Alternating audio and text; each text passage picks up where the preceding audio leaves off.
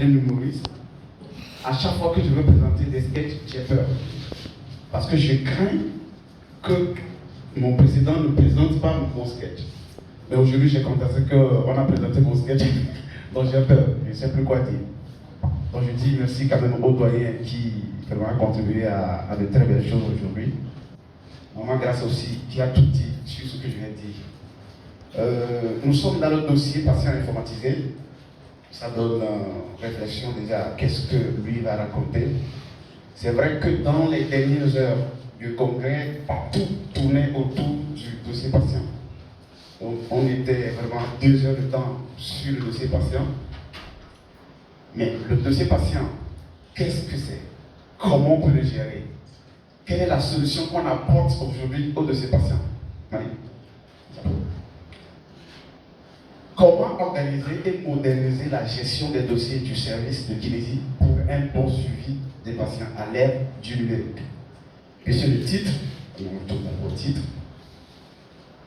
On tourne au titre. Le titre, dossier patient informatisé, une révolution pour la qualité et le suivi des soins en réadaptation des enfants atteints de paralysie cérébrale, avec le lien de protocole 7 2021-95. Maintenant, comment gérer ces dossiers patients informatisés?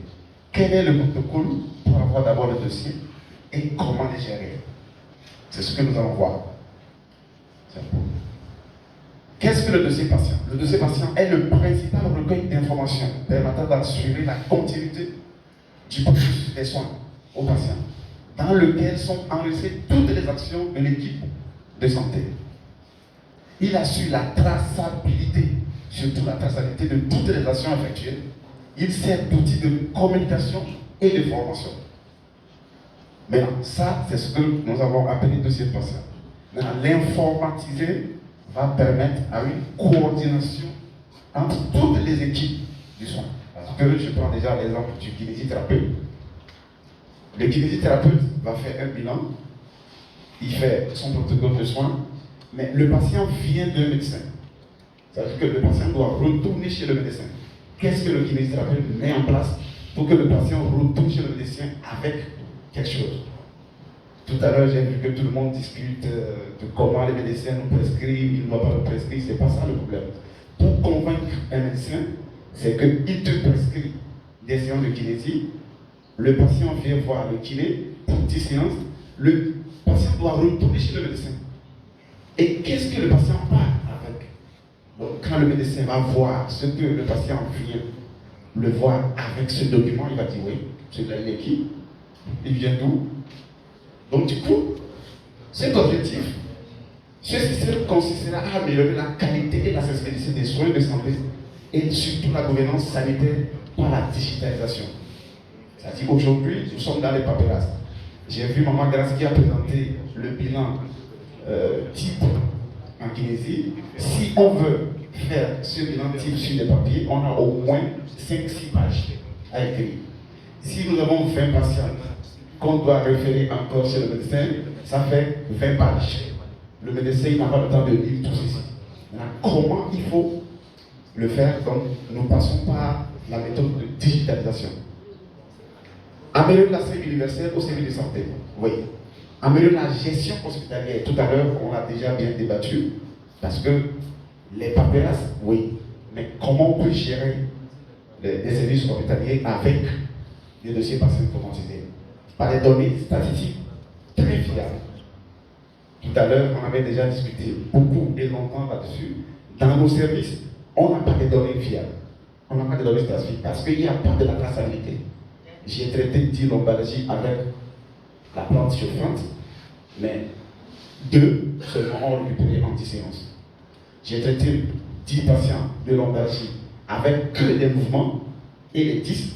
Donc du coup, dans l'ensemble, moi je peux avoir des données statistiques que je peux envoyer et que je peux publier, afin d'accroître la qualité de la prise en charge et du suivi des patients. Parce que nous sommes là-dessus, le plus important de la prise en charge que nous avons, c'est le suivi.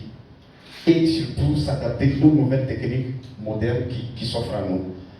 Monsieur Philippe, je ne sais pas s'il est dans la salle, parce qu'il a parlé de la CIF.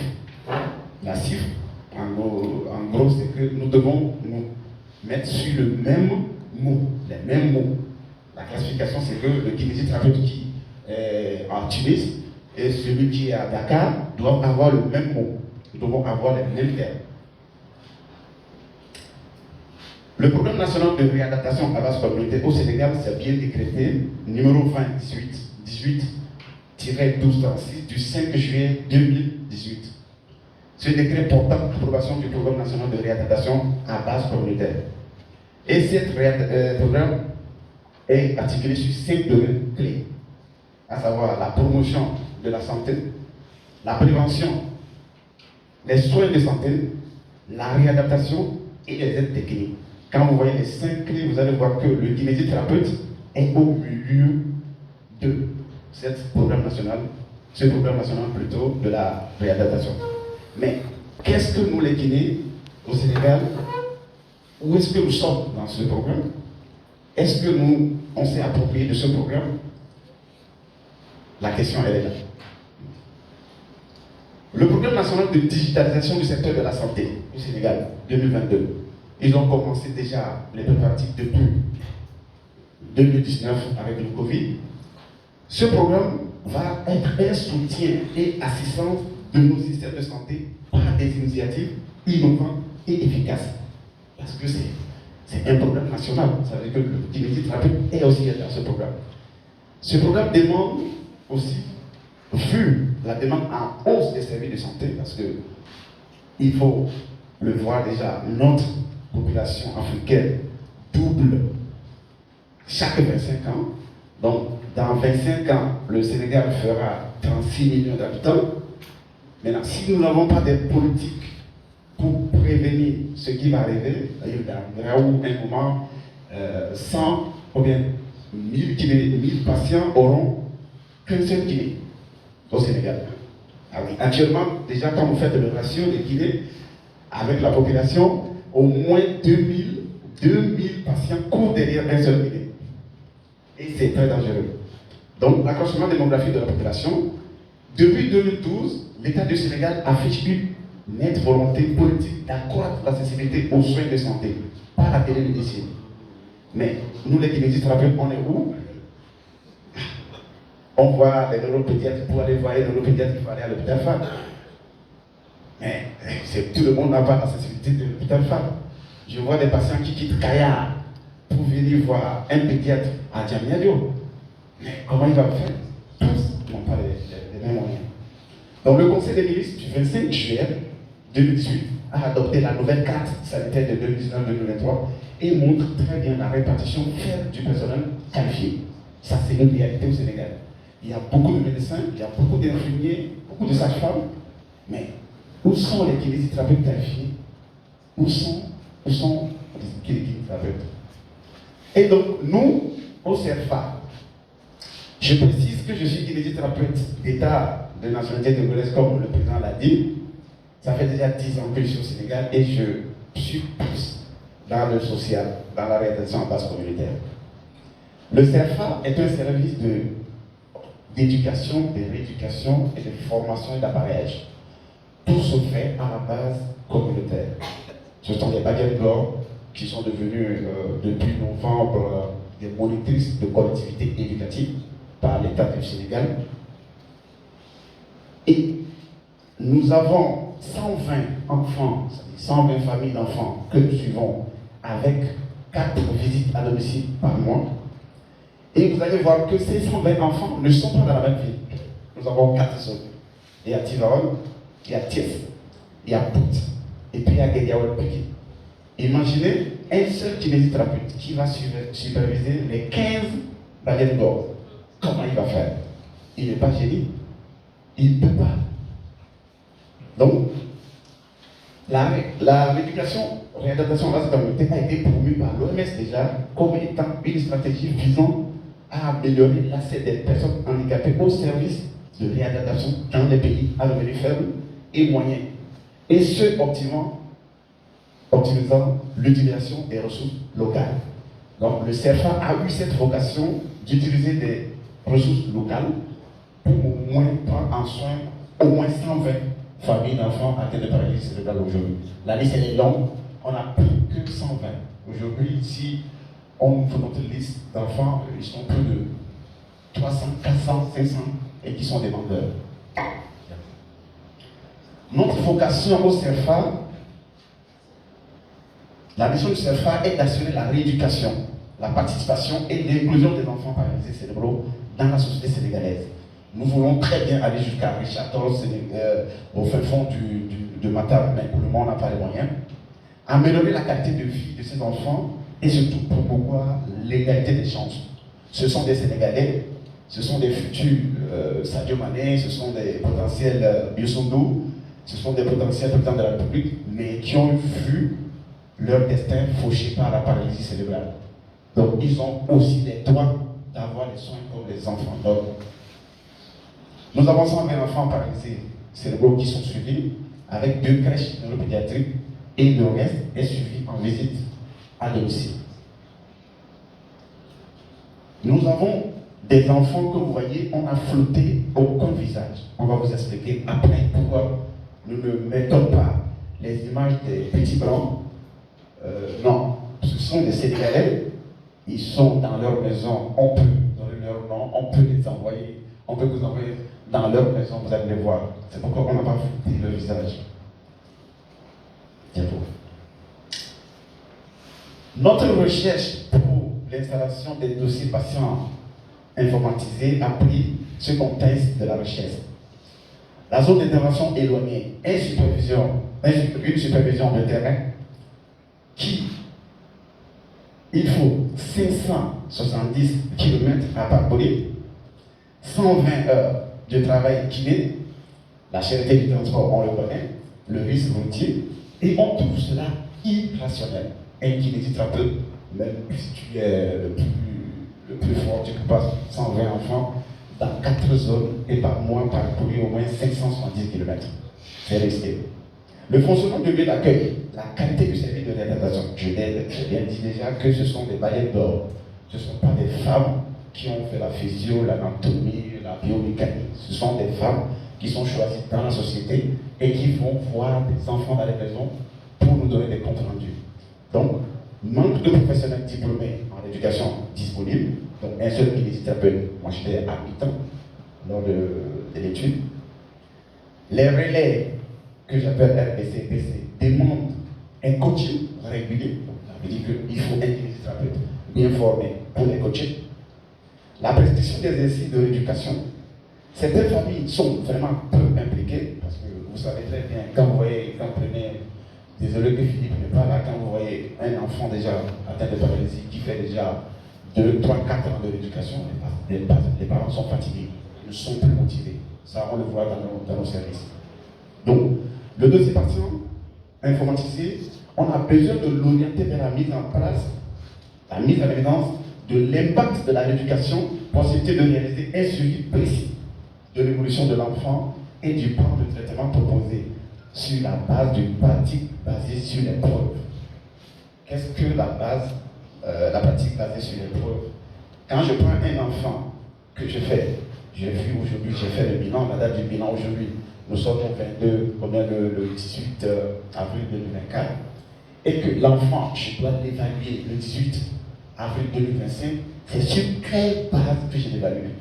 Peut-être que Malik est à Ngaparo aujourd'hui, il a vu un enfant, demain il n'est plus là. Mais comment Maman Grâce peut évaluer l'enfant que Malik a vu? Il n'y a pas de dossier. Comment on peut l'évaluer? Moi-même qui ai consulté l'enfant le lundi, quand je vais l'évaluer dans 6 semaines, c'est sur quelle base je l'évalue? Parce que nous sommes dans le suivi, évaluation. Donc du coup, la solution aussi, c'est la digitalisation que nous proposons. Notre étape de réalisation dans la méthodologie, comme c'est une étude scientifique que nous avons proposée et que l'étude doit se faire sur le tas, sur le sol sénégalais, ce qui se fait naturellement, c'est de faire une demande au Conseil éthique pour la recherche scientifique du ministère de la Santé et des Actions sociales. C'est comme ça se fait.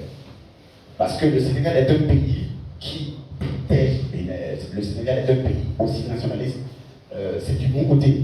Donc tout ce qui est études, ça se fait au Sénégal. Il faut que le ministère de la Santé puisse saisir qu'est-ce que vous faites, quels sont les résultats, pour ne pas aussi donner de la place à tous ceux qui veulent faire des études et puis partir après. Donc, nous avons fait la demande et autorisation qui a été accordée déjà du Comité national éthique pour la recherche scientifique du ministère de la Santé et de l'Action sociale. Il faut la signature de consentement éclairé avec les parents. Parce que les 120 enfants, vous n'allez pas prendre la photo d'un enfant et aller afficher pour des résultats, il va vous poursuivre. Donc le droit d'image est de non. Donc nous avons vu les enfants, nous voulons ceci, et 100% des parents ont signé le consentement éclairé. Maintenant, il faut faire l'installation des outils de compétences. Le travail se fera avec quoi? Les ordinateurs, nos téléphones. Actuellement, tout le monde a son téléphone. Donc les ordinateurs, les téléphones, les masques, les casques pour les vidéoconférences et tout. Maintenant, la seule chose qui nécessitait, parce que jusque-là, il n'y avait pas d'argent à dépasser. Ce ne sont que des idées que nous avons eues à amener. La seule chose que nous devons avoir ici, c'est l'application. Parce que tout de suite, quelqu'un a parlé des logiciels dans les services. Et c'est très très important. Il y a des logiciels, il y a des dizaines de logiciels qu'on peut installer. Maintenant, comme c'est une étude scientifique que nous avons déjà programmée, il faut l'abonnement COBU. COBU, c'est une application de bilan exhaustif et précis, standardisé par la CIF, la classification. C'est une application qui n'utilise pas, qui n'est pas utilisée pour le moment en Afrique. C'est le Sénégal, je peux dire que pour le moment, c'est le Sénégal qui a le COBU. L'abonnement se fait en France, mais il y a les mails, on peut partager des expériences avec vous après. Donc l'abonnement, prix, ça veut dire 240 € par an. Pour les projets, par exemple, si un kinésithérapeute désire faire un projet et qui veut utiliser ce logiciel, il paye la moitié prix. Donc ça veut dire 120 €. Ce qui fait 13 000 francs par mois. Donc quand vous partagez en deux, si le siège de l'abonnement trouve important, il va vous diminuer. Donc ça veut dire que vous allez payer que 6 500 francs par mois. Donc dans nos services, je ne dis pas que ça soit impossible de payer 6 500 francs par mois pour un logiciel qui peut nous permettre de faire les traçabilités des données. Ok, ici, nous avons écrit la lettre le 18 octobre 2021, premier dépôt sur la plateforme de conseil. Et ils nous ont répondu le 15 décembre. Donc ça, c'est la réponse du 15 décembre. Par le secrétaire comité éthique, tout ça, les éléments, vous allez voir. Ici, ce sont des consentements éclairés. Ce sont des papiers, nous avons expliqué aux parents. Nous avons fait une étude sur vos enfants. Est-ce que vous êtes d'accord sur les images et les vidéos? Parce que nous voulons améliorer la qualité des soins. Et tous les parents, donc c'était 100% de consentement éclairé. L'installation des nouvelles technologies. COBU, déjà, on en a déjà parlé. La télécoaching, donc les relais à base communautaire, et l'application WhatsApp, qui est gratuite sur le téléphone. Donc, du coup, il y a l'Orange Money, parce que les relais communautaires, il faut les payer. Ce ne sont pas des salaires, mais ce sont des motivations mensuelles. Et on installe Wave et Orange Money pour leur rémunération. Ça veut dire qu'elles ne se déplaceront pas de Tinawan pour venir prendre 20 000 ou bien 30 000 à Thiès. Donc ce sont des applications qui nous ont permis de les rémunérer. L'autre application qui est violette, ça s'appelle Live 360. C'est une application qui est gratuite sur les Play Store. À moins que vous voulez avoir des données, vous pouvez payer 50 €, 32 500 par an. Cette application va nous permettre quoi? D'avoir à temps réel la présence effective de la Badiane-Gore chez l'enfant. C'est pas ici. Il suffit juste, moi je suis au milieu du cercle, je mets toutes les Badiane-Gore que je supervise dans le cercle. Les enfants sont déjà encodés, ils ont leur géolocalisation. Je suis à Thiès, du moment où la Badiane-Gore à mi-cercle est chez l'enfant Fatou Ngom à Guédiawaye, mon téléphone me signale que Badiane-Gore est chez cet enfant. Pour un nombre de temps, elle a parcouru tel kilomètre, elle a fait le nombre de temps chez cet enfant. Ce qui fait que tous les résultats que nous avons eus étaient vraiment des résultats très fiables. Donc c'est la même chose ici, le client à son ordinateur pour pouvoir communiquer avec les relais et les ergots, le Cobu, WhatsApp, et puis Komoot. Komoot aussi, c'est une application qui est sur Play Store qui nous permet d'avoir la distance réelle entre les enfants. Donc, ce sont des applications qui sont sur Play Store. Il suffit de quitter la maison. J'active ma géolocalisation. Si je viens à Sali tout à l'heure, mon téléphone, j'ai déposé mon téléphone, mais ceux qui doivent me coacher savent que j'ai fait telle distance tierce pour venir à Sali. Et j'ai fait le nombre d'heures avant de repartir. Donc c'est un peu plus simple à faire. C'est tout ça la sympa aussi trop bien.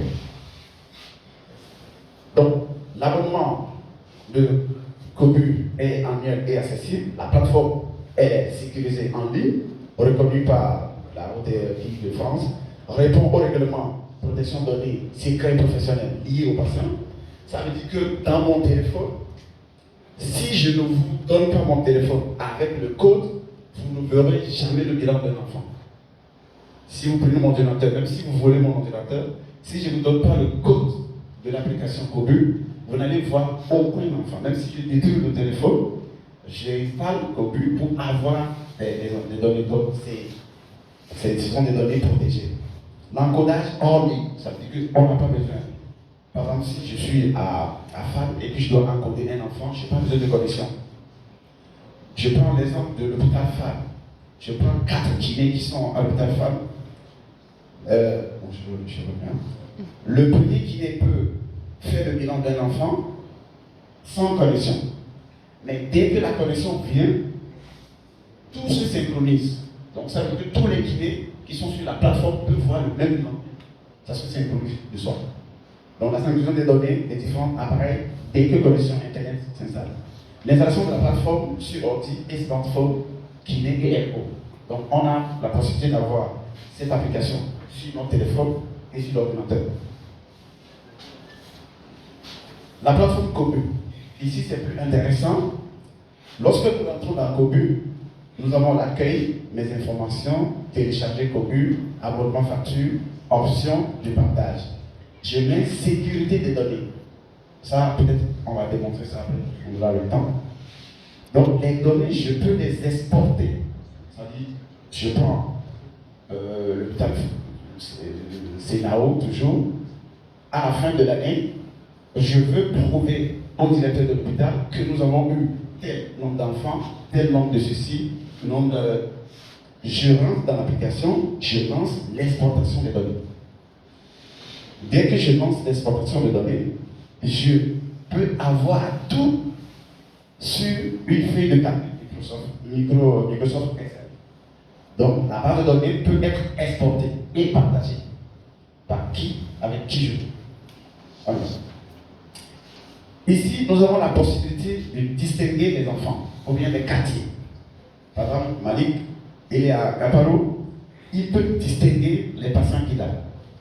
La couleur jaune petit, ce sont les patients de Sali. Au rouge, ce sont les enfants qui viennent de Tiamène. Ça veut dire que l'hôpital c'est par exemple Philippe. À la fin de l'année, Philippe peut produire ce schéma à la direction que dans mon service, il y a des gens même qui viennent de. C'est pas des couleurs. Il suffit de mettre l'adresse, vous mettez les codes couleurs et tout. À la fin de l'année, vous exportez. Vous savez qu'il y a 15 patients qui sont venus de Cité Gobi, il y a 40 patients qui sont venus de l'hôpital Femme, il y a 20 patients qui sont venus de telle personne. Ici, nous sommes dans le contenu de ces patients. Comme Maman Grâce l'avait déjà présenté, la plus importante chose que nous devons savoir dans les bilans, c'est que nous devons suivre la chronologie du mois. On commence par quoi? On finit par quoi? Maintenant, si c'est des bilans virtuels, on peut toutefois, le kinésithérapeute peut toutefois. Et puis le doyen l'a dit, nous les kinésithérapeutes, nous sommes des paresseux à écrire, parce qu'on est pressé à partir. Donc avec cette application, le problème est réglé. Vous rentrez dans l'application, c'est avec le téléphone. Ceci, c'est se fait avec l'ordinateur, c'est avec notre téléphone, parce que l'application est sur le téléphone. Vous rentrez dans l'anamnèse. Vous cochez tout ce qui est anamnèse. Les questions sont là, vous cochez seulement. Examen général, aptitude, transfert et déplacement. Aptitude et participation active courante. Parce que quelqu'un l'a dit ici, des fois nous faisons le bilan, nous à notre faveur, on ne voit pas les besoins du patient. Chez nous, l'application ne nous amène pas à cela. Environnement et appareil orthopédique. Aptitude et activité courante. Du coup, on prend le patient, on met au milieu ce qu'il veut, ce que nous voulons, ce que l'environnement veut. Donc tout ça là, ce sont des pages à remplir. Ici, très important, la partie là. Cette partie que vous voyez là, c'est la partie aussi la plus importante du bilan. Lorsque je vois ce bilan que j'ai fait 22 septembre 2020, donc j'ai ce bilan ici. Je peux l'exporter, je peux vérifier s'il y a des choses qui manquent, je peux l'ouvrir. Maintenant, vous allez voir le bilan. Après le bilan, vous allez voir notre de séance qui est fait le 14 juillet 2022. Qu'est-ce que la note de séance? J'ai pris un patient, j'ai fait le bilan est dans le téléphone que je peux partager avec le médecin ou bien avec tous mes collègues. Le jour où j'ai évalué en 6 semaines ou bien en 1 mois, ça s'appelle note de séance. Donc l'évolution suivie, j'ai ça le 14 juillet 2022. Ainsi de suite.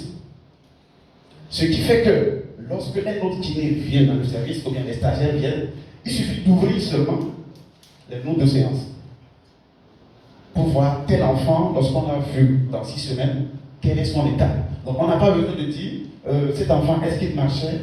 Non. Moi je prends le téléphone, je dis, bon, cet enfant, l'année passée, il ne faisait même pas la position assise. Aujourd'hui, il commence par aller à 4. Donc les notes de séance nous permettent de ne pas poser des questions. On suit les choses en même temps. Ici, nous sommes dans un cas pratique qui est notre transport au cours de notre étude. La date de naissance de cet enfant, 20 avril 2018. C'est un garçon. Est-ce qu'il est malnutri? Oui. C'est parce qu'il est déjà dans le rouge. Est-ce qu'il fait des visites à domicile? Oui. 4 fois par mois. Visite à domicile, oui. C'est par qui? Mamdiara Chol. Et je continue. Est-ce que cet enfant fait une école? Non. S'il fait une école, est-ce que c'est une école publique? Est-ce que c'est une école correcte? La localisation de la tête, examen général. Est-ce qu'il est quadriplégique? Quadri, je m'en vais.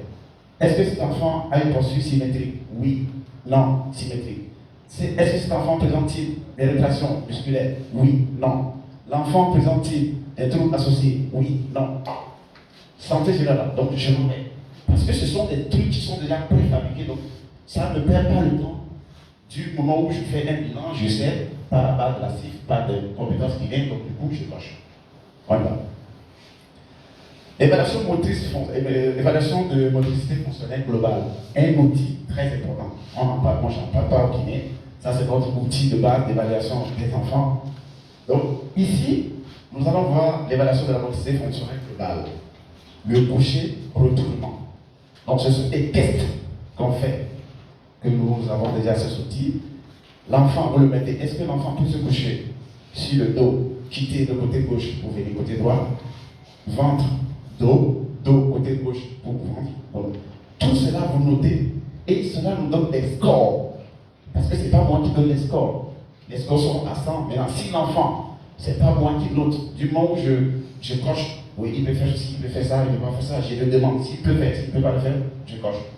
Et à la fin, j'ai un score que l'application me propose. Donc, les compétences fonctionnelles de communication, les compétences fonctionnelles de l'habillage, compétences fonctionnelles de l'hygiène, compétences fonctionnelles du repas, la participation domestique, la participation communautaire. Est-ce que cet enfant est dans la communauté? Donc, du coup, vous avez des checklists de tous ces points. Vous notez. On y va. Personne ressource pour le suivi thérapeutique. On y va. Ici, ces enfants initialement vu et fait un bilan doivent être télésupervisés. Parce que moi, je ne peux pas visiter 120 enfants par mois. Donc, du coup, je ferai la télésupervision avec la Badingor. Donc, celle-là, c'est la Badingor qui est à Piki-Guédiawaye. Émilie est à Bruxelles. Moi, je suis à Thiès. Donc, cet enfant, nous devons lancer un appel vidéo et je le vois. L'ergo aussi, donc ses amis. La Badingor, donc ses amis aussi. Ici, notre étude a porté sur 69 enfants, on va le voir après. 22 enfants ont été télésupervisés. Donc ça veut dire 92 télésupervisions parce que les télésupervisions se faisaient 6 semaines, chaque 6 semaines. Et cela nous a coûté 26h30 de communication. Ici, je suis. Alors, c'est bon. Ok. Vous allez voir ici déjà que du moment où je vois 120 enfants à qui j'ai fait le bilan initial, je vais exporter la barre de données déjà. Ce n'est pas moi qui écris. La barre de données, je peux l'exporter. Déjà ici, je vois déjà Guédiawaye à Ama. Donc tous les relais qui sont à Guédiawaye s'affichent. Les noms, on les a masqués pour ne pas les voir. Les noms sont là.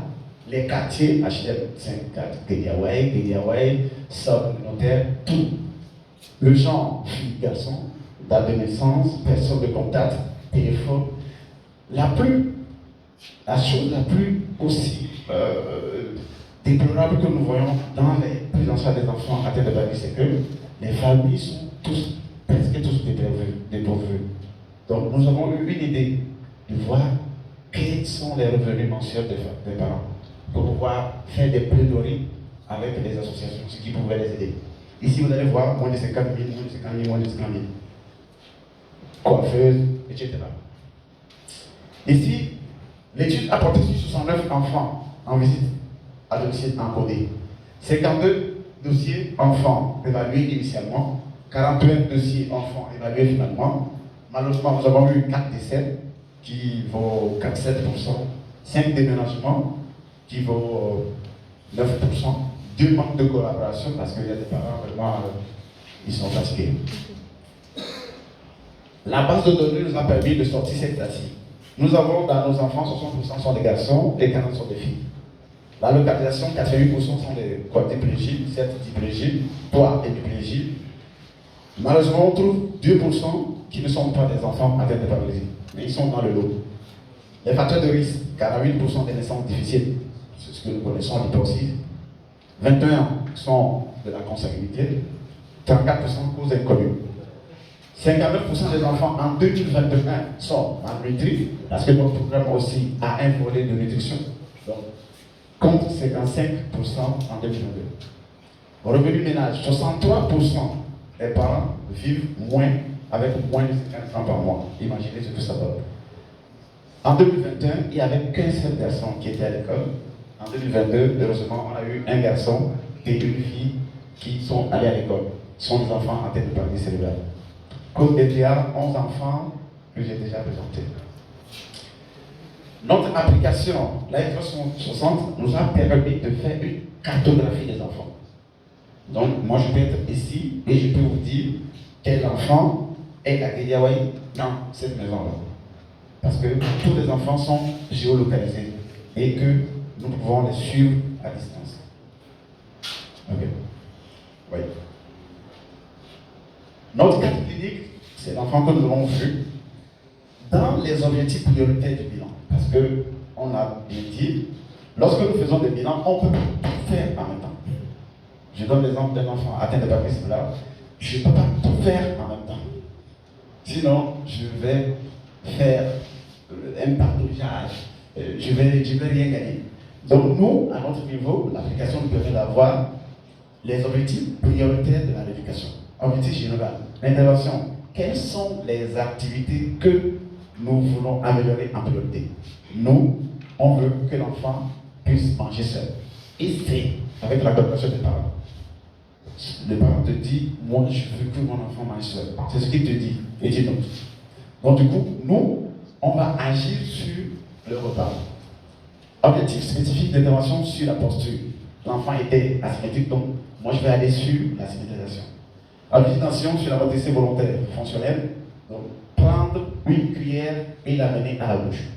Donc, selon les objectifs, les fonctions, je m'en vais dans 6 semaines faire que ça. Je ne perds pas mon temps, je vais que dans ça, en 6 semaines, pour pouvoir faire une bonne évaluation et suivi. Donc cet enfant, vous allez voir, c'est lui qui est là, comme c'est un projet à base communautaire. À la maison, on ne cherche que des moyens de bord. Ça, c'est un bidon qu'on peut trouver, l'enfant peut se bouger sur ce côté-là. Il y a des casseroles, on donne une cuillère. Donc, vous commencez là ici. Donc, vous allez voir cet enfant. Voilà, à la maison. Et il faut toujours l'encourager. Il prend des cuillères. Ça l'amuse parce que tout ce que nous faisons à l'éducation avec les enfants, il faut que ça soit dans un cadre ludique. L'enfant croit que c'est un jeu qu'il fait. Il ne sait même pas s'il est en éducation. Ok, alors. Ok. Quelle est l'importance de suivi dans notre cadre de bilan informatisé? En novembre 2021, vous allez voir cet enfant, EMFG, couché retrouvement, il était à 15,69.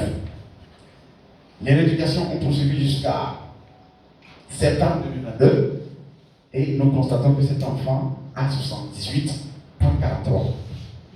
Parce que c'est quantifiable. C'est pas moi qui dis que c'est. Donc j'ai réévalué l'enfant et le score me dit que l'enfant est comme ça. Position assise, il était à 13,33 en 2021. En 2022, à la même période, il est à 40. Donc, cet enfant que nous avons vu en novembre 2021, position assise, vous lancez la vidéo.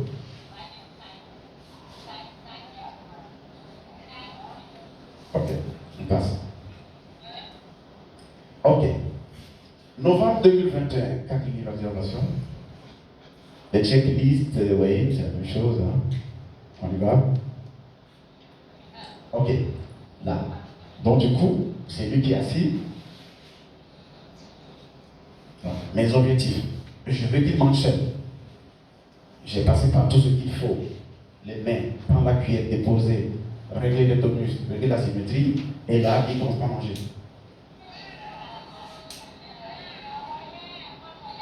Voilà, c'est pas parfait, mais ça nous va déjà. On a atteint quelque chose. Cet enfant, lorsque nous l'avons vu, parce que nous avons pris comme mascotte, lorsque nous avons vu, c'est un enfant qui était toujours isolé. Moi, j'ai toujours l'habitude de dire, les enfants atteints de paralysie cérébrale sont dans les familles. Ils ne sont pas en famille. Ils sont dans les familles, mais ils ne sont pas en famille. Quand tout le monde suffit de manger, on l'appelle, on le donne. Tout le monde part au champ, il est dans sa chambre. Donc, on a vu que cet enfant, ses parents même sont allés jusqu'à ce qu'on lui paie des pianos pour qu'il puisse jouer. Ok. Notre dossier patient informatisé, qu'est-ce qu'il nous apporte? Ici, déjà, nous voyons quoi? Dans l'outil déployé, on a vu que c'était attractif et compréhensible. Le modèle proposé était simple et économique. La population rapide, conforme aux normes de qualité internationale durable et exportable. L'accès très facile au dossier et données exportables et partageables. Par exemple, je vais dans cette salle et vous montrer tous les dossiers de nos enfants. Renforcement de capacité technique, sentiment d'obligation de résultat, parce que quand je prends un enfant, ou bien je prends un patient, parce que c'est le moment de le dire, ce n'est pas que les enfants atteints de paralysie cérébrale qu'on peut encoder, en commun. L'application nous donne la possibilité de prendre les sujets des patients que nous voulons et encoder. Donc, j'ai l'impression d'avoir l'obligation de résultat lorsque je fais un bilan informatisé. Parce que j'ai des scores que je vais améliorer. Ouais. Ok, ici, l'enjeu professionnel. La facilité d'accès à tous les dossiers, même dans cette salle, comme je l'ai dit.